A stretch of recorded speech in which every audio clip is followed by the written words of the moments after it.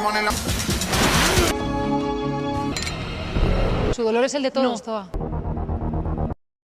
Welcome dear rockets, आज हम लेकर आए हैं एक नई सीरीज जिसका नाम है वेलकम टू एडन। इसके 2 पार्ट्स हैं, तो चलिए जल्दी से पहला पार्ट शुरू करते हैं। सीरीज की शुरुआत एक सुनसान आइलैंड में होती है जो समुद्र से घिरा हुआ है और यहाँ से बचना नामुमकिन है। अब जोआ नाम की एक औरत को दिखाते हैं जो चौंक कर नींद से उठती है। उसे कुछ भी याद नहीं है कि पिछले 12 घंटों में उसके साथ क्या हुआ, वो यहाँ कैसे आई है। अब वो परेशान होकर आइलैंड में ह्यूमंस को ढूंढती है। तभी उसको एक बॉटल मिलती है और जब वो उसको उठाने जाती है तो जोआ को फ्लैशबैक याद आता है। दरअसल 1 हफ्ते पहले सिटी में जोआ ऑफिस से घर लौटती है और अपनी छोटी बहन गैबी से कुछ बातें करती है। कुछ देर बाद वो बिस्तर पर लेटी होती है और एक अननोन नंबर से उसको मैसेज आता है। उसको देखकर जोआ को बड़ा अजीब लगता है, लेकिन फिर भी वो उस अननोन नंबर को रिप्लाई करती है। उस नंबर से रिप्लाई आता है कि मैं एडन नाम की एक नई बेवरेज कंपनी का कॉरेस्पॉन्डेंट हूँ और हमारे प्रोडक्ट की लॉन्च पार्टी के लिए आपको सिलेक्ट किया गया है। वो एक्सप्लेन करता है कि एक मिस्ट्री आइलैंड में ये लॉन्च पार्टी रखी जाएगी और आपका पूरा एक्सपेंस कंपनी देगी। आप बहुत एंजॉय करेंगे, इसलिए मिस मत कीजिए। ये देखकर तो जुआ बहुत ही एक्साइटेड हो जाती है। आइलैंड में पार्टी और वो भी फ्री। वो तुरंत इस ऑफर को एक्सेप्ट कर लेती है, लेकिन तब कॉरेस्पॉन्डेंट कुछ गाइडलाइंस भेजता है जो उसको फॉलो करने होंगे। पहली गाइडलाइन होती है कि आप इस इवेंट की लोकेशन किसी को रिवील नहीं कर सकती। दूसरा ये कि आप अपने साथ किसी और को नहीं ला सकती। अब जोआ को ये गाइडलाइंस कुछ ज्यादा स्ट्रिक्ट लगने लग जाती है, फिर भी वो मान जाती है क्योंकि ये मौका बार बार तो मिलता नहीं। अब वीकेंड में वो अपने बैग्स पैक करके एक सीक्रेट लोकेशन पर पहुंचती है, लेकिन कंपनी के रूल्स के अगेंस्ट वो अपनी बेस्ट फ्रेंड जूहित को साथ लेके आ जाती है। सीक्रेट लोकेशन पर उन्हें आल्डो नाम का एक आदमी मिलता है जो जोहा की तरह ही लॉन्च पार्टी के लिए सिलेक्ट हुआ है। फिर एक ऑटोमेटेड ड्रोन उनको एक पुरानी बिल्डिंग के दरवाजे तक लेके जाता है और वहां से उड़ जाता है। कुछ ही सेकंड्स में एक मास्क पहना हुआ आदमी आकर उनको अंदर लेके जाता है। वहाँ लॉन्च पार्टी के बाकी गेस्ट्स भी होते हैं। फिर ये तीनों उन सब से मिलते हैं। तभी कुछ पार्टी बसेस वहाँ पर आती हैं और सब बड़े खुश होकर उन बसेस में चढ़ जाते हैं। रास्ते में नाच गाने के साथ एकदम पार्टी का माहौल होता है। कई घंटों बाद वे सी पोर्ट पहुँचते हैं और मास्क पहने हुए ऑर्गेनाइजर्स उनको बोट की ओर लेके जाते हैं। अब बोट में एंटर करने से पहले सभी को एक वेरिफिकेशन चेक पॉइंट से गुजरना पड़ता है। जूहित जरा घबरा जाती है क्योंकि वो बिना इनविटेशन के आई होती है। फिर भी वो चेक पॉइंट पर चली जाती है, लेकिन इनविटेशन न होने के बावजूद उसको बोट में अलाउ किया जाता है। इसके बाद सभी गेस्ट्स को सर से पैर तक पूरा चेक किया जाता है और उन्हें मेटल डिटेक्टर से भी गुजरना पड़ता है। और आखिर में ऑर्गेनाइजर्स सभी गेस्ट्स के मोबाइल फोन मांगते हैं। इस पर तो सभी को शक होने लगता है, लेकिन ऑर्गेनाइजर्स की जिद के आगे वे कुछ नहीं कर पाते और सब अपने मोबाइल फोन्स उनको दे देते हैं। इस तरह सारी फॉर्मेलिटीज पूरी करके वे बोट के अंदर जाते हैं और वेकेशन आइलैंड की ओर अपना सफर शुरू करते हैं। करीब 1 घंटे के बाद वे अपने डेस्टिनेशन पर पहुंच जाते हैं और सबको एक रिस्ट बैंड दिया जाता है। फिर उनकी पार्टी शुरू होती है और वे रात भर डांस करते हैं और ड्रिंक्स पीते हैं। जोआ डैनियल नाम के एक आदमी से मिलती है और तुरंत उनका रोमांस शुरू हो जाता है। इसी बीच पार्टी की हेड ऑर्गेनाइजर जिसका नाम एस्ट्रिड है, वो एक अनाउंसमेंट करती है कि इस पार्टी में 100 लोगों को इनवाइट किया गया है, पर हमारे नए ड्रिंक को टेस्ट करने के लिए हमने सिर्फ 5 लोगों को चुना है। उनका नाम है अफ्रीका, लिबन, चार्ली, आल्डो और जोआ। अब इन 5 को भी अलग अलग जगह में ले जाकर मिस्ट्री ड्रिंक देते हैं। वे उसको तुरंत ही पीकर पार्टी एंजॉय करने के लिए लौटाते हैं। यहाँ जूहित जोआ को ढूंढती है और एक टेंट पर पहुंच जाती है। वो देखती है कि 2 ऑर्गेनाइजर्स एक आदमी पर अटैक करके उसे पानी में डुबा रहे हैं। ये देखकर तो जूहित घबराकर वापस भीड़ में जोआ को ढूंढने लग जाती है। दूसरी ओर जोआ को चक्कर आ रहे होते हैं और लगता है मिस्ट्री ड्रिंक से उस पर बहुत ही बुरा असर पड़ा है। उसे हॉलुसिनेशन होने लग जाता है और वो एक ऊंची चट्टान पर पहुंच जाती है। वो गिरने वाली होती है, लेकिन एक अजनबी आकर उसको बचा लेता है। उसके बाद भी वो हॉलुसिनेट करने लगती है और बेहोश हो जाती है। रात भर वो वहीं सोई होती है। अब सीरीज की शुरुआत का सीन दिखाया जाता है जब जोआ आइलैंड पर अकेली उठती है और आइलैंड में दूसरे ह्यूमंस को ढूंढ रही होती है।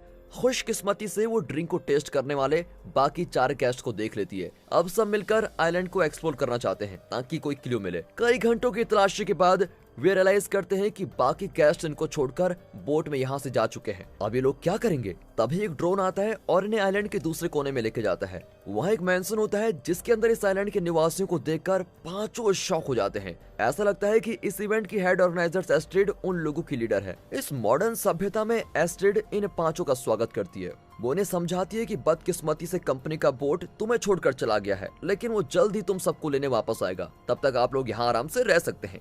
ये सुनकर जोआ को जरा तसल्ली होती है, लेकिन उसे जूहित की फिक्र होने लग जाती है कि वो कहाँ पर है। इन 5 को अलग अलग अपार्टमेंट में रखा जाता है जहाँ वे आइलैंड के दूसरे लोगों के साथ कमरे शेयर करते हैं। अब जोआ अपने अपार्टमेंट में जाती है और अपने नए रूममेट्स क्लाउडिया और निको से मिलती है। निको वही आदमी है जिसने जोआ को चट्टान से नीचे गिरने से बचाया था। फिर जोआ उसको थैंक करती है।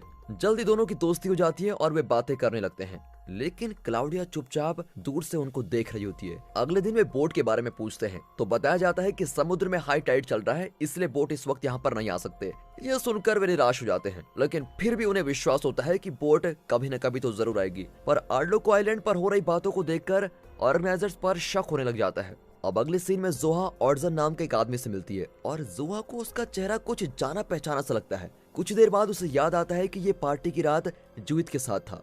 जोआ उसको जूहित के बारे में पूछती है, लेकिन वो कहता है कि मैं इस नाम की किसी भी लड़की को नहीं जानता और ना ही किसी से मिला हूँ। अब उसको देखकर जोआ को जूहित की और ज्यादा चिंता होने लग जाती है। उसके जाते ही जोआ सेंट्रल मेंशन की ओर भागती है, पर वहाँ आइलैंड के लोग थेरेपी एक्सरसाइज कर रहे होते हैं। अब जोआ का शक और बढ़ जाता है कि यहाँ पर हो क्या रहा है। तभी एस्ट्रिड उसे भी थेरेपी सेशन में शामिल होने को कहती है। पहले तो जोआ इनकार कर देती है, लेकिन एस्ट्रिड उसको कन्विंस कर ही लेती है। फिर एस्ट्रिड उससे उसके बचपन और फैमिली के बारे में पूछती है। फिर वो जोआ के बुरे एक्सपीरियंसेस के बारे में पूछने लग जाती है और बातों बातों में जोआ अपनी लाइफ की कुछ बहुत ही पर्सनल और सीक्रेट्स बातें उसको बताने लग जाती है। दरअसल जोआ का बचपन इतना अच्छा नहीं था, क्योंकि उसकी माँ हीरोइन की एडिक्ट थी और उसके पिता हमेशा परिवार से दूर ही रहा करते थे। इस वजह से जोआ को अकेले ही अपनी बहन गैबी का ख्याल रखना पड़ा। इस थेरेपी सेशन के बाद जोआ का मन काफी हल्का हो जाता है और एस्ट्रिड उसको गले लगाकर दिलासा देती है। अगली सुबह इनको बताया जाता है कि बोट कल यहाँ पर आने वाला है और ये सब कल घर जाएंगे। ये सुनकर सभी बहुत ही खुश होते हैं, पर आर्लो को अभी भी इस आइलैंड के लोगों पर शक होता है। वो डिसाइड करता है कि मैं बोट का इंतजार नहीं करूंगा और खुद किसी तरह से बच निकलूंगा। बाकी लोग तो आइलैंड के लोगों से घुल मिल जाते हैं। जोआ और निको क्लोज हो जाते हैं और दूसरी ओर इवॉन आइलैंड के एक आदमी के साथ क्लोज हो जाती है, क्योंकि वो इवॉन का फेवरेट पियानो पीस बजाता है। उसी रात एस्ट्रिड और उसका पति एरिक गेस्ट्स को फेयरवेल पार्टी देते हैं, जिसमें आइलैंड के लोग रात भर पीकर डांस करते हैं। लेकिन आर्लो चट्टान पर चढ़कर देखता है कि सी शोर पर एक कार्गो बोट आइलैंड पर कुछ चीजें उतार रहा है। उसे लगता है कि यहाँ से बचने का यही एक आखिरी चांस है, इसलिए वो अपने साथियों को बताने के लिए भागता है। पर पार्टी में वो सिर्फ चार्ली से मिल पाता है और उससे अपना प्लान बताता है, पर चार्ली नशे में धुत होता है और उसको इग्नोर ही कर देता है।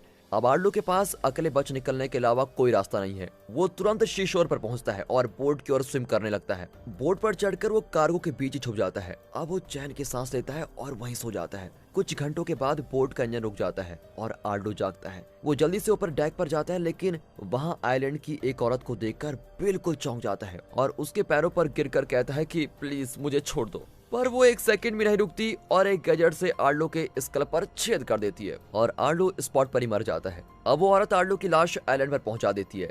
तब बताया जाता है कि इस आइलैंड के लोग एक कल्ट ग्रुप के मेंबर्स हैं और एस्ट्रिड उनकी लीडर है। एस्ट्रिड आइलैंड वासियों को ऑर्डर देती है कि वे इन गेस्ट को रिझाते रहें ताकि वे हमेशा के लिए इस आइलैंड पर ही रह जाएं। अगली सुबह घर जाने की खुशी में जोहा फ्रेश होकर बोट का इंतजार करने लगती है। वो बाकी गेस्ट को ढूंढती है तो रियलाइज करती है कि आर्लो तो गायब है। वो अपने साथियों से उसके बारे में पूछती है तो चार्ली बताता है कि कल रात आर्लो ने यहाँ से बचने का कोई प्लान बताया था। अब जोआ को बहुत ही घबराहट होती है और आइलैंड के लोगों से उसको बहुत डर लगने लग जाता है। दूसरी ओर कल्ट के लोग अफ्रीका और इबन को इतना रिझाते हैं कि दोनों यहीं रहने का फैसला कर लेते हैं। फिर वे एक कॉन्ट्रैक्ट साइन करके इस कल्ट के मेंबर्स ही बन जाते हैं। अब सिटी में दिखाते हैं तो जोआ की बहन गैबी बहुत ही परेशान होती है कि जोआ कहाँ गायब हो गई। वो अपनी ड्रग एडिक्ट माँ से मदद मांगती है। दोनों एक पुलिस ऑफिसर से कंप्लेंट दर्ज करवाती हैं, लेकिन पुलिस इस बारे में कोई पूछताछ नहीं करती। अब गैबी अपने माँ से कहती है कि हमें पुलिस पर और जोर डालना होगा, लेकिन उसकी माँ भी उसकी बात को इग्नोर कर देती है। तंग आकर गैबी अब जोआ का कमरा सर्च करती है तो उसको जोआ को फोन मिलता है। उसमें डैनियल नाम के आदमी का मैसेज होता है जो जोआ के साथ आइलैंड पर था। फिर डैनियल गैबी को उस आइलैंड ट्रिप और पार्टी के बारे में सब कुछ बता देता है। गैबी अपनी बहन के बारे में जानने के लिए डैनियल से मिलने का फैसला कर ही लेती है। अगले सीन में आइलैंड वालों का थेरेपी सेशन चल रहा होता है। इस बार चार्ली को अपनी स्टोरी शेयर करने को कहा जाता है। जोई की तरह चार्ली भी पहले हिचकिचाता है, लेकिन एस्ट्रिड उसको कन्विंस कर ही देती है। वो अपनी लाइफ की बहुत ही पर्सनल बातें शेयर करता है कि बचपन में वो और उसकी छोटी बहन बहुत ही स्विमिंग करते थे और एक दिन चार्ली की केयरलेसनेस की वजह से उसकी बहन डूबकर मर गई थी। तब से चार्ली की माँ उससे नफरत करने लगी थी और उसने चार्ली से बात करना बंद कर दिया था। ये सब सुनकर एस्ट्रिड उसको दिलासा देती है, लेकिन अब जोआ से एस्ट्रिड का नाटक देखा नहीं जाता और वो उस पर चिल्लाती है, तुम हमें मैनिपुलेट करके इस आइलैंड में रखने की कोशिश कर रही हो। वो दूसरों को भी कोसती है कि तुम सब झूठे हो और यहाँ कोई वोट नहीं आने वाली। ये कहकर वो गुस्से में वहाँ से चली जाती है, पर निको उसको समझाता है कि अगर तुम इस आइलैंड का सच जानना चाहती हो तो आज रात मुझसे मिलो। ये सुनकर जोआ हैरान हो जाती है, लेकिन रात को उससे मिलने का वादा करती है। उस रात जब जोआ निको से मिलती है तो वो जुआ को एक अंडरग्राउंड गुफा में लेके जाता है जहाँ लकड़ी के ढांचे पर एक लाश होती है। जब जुआ उसको ध्यान से देखती है तो उसकी सांस ही रुक जाती है। ढांचे पर रखी हुई लाश किसी और की नहीं बल्कि जुवित की है। अब जुआ पागल ही हो जाती है और चीख कर रोने लग जाती है। और दोस्तों इसी के साथ पहला पार्ट यहाँ पर खत्म होता है। दोस्तों इस थ्रिलर सीरीज का अगला पार्ट देखना बिल्कुल ना भूलना। और अगर ये पार्ट आपको अच्छा लगा हो तो इसको लाइक कीजिए, चैनल को सब्सक्राइब करना बिल्कुल ना भूलिए। बाकी मिलते हैं अगली वीडियो में क्लाइमैक्स के साथ। तब तक के लिए गुड बाय, अपना ख्याल रखिए and finally thanks for watching.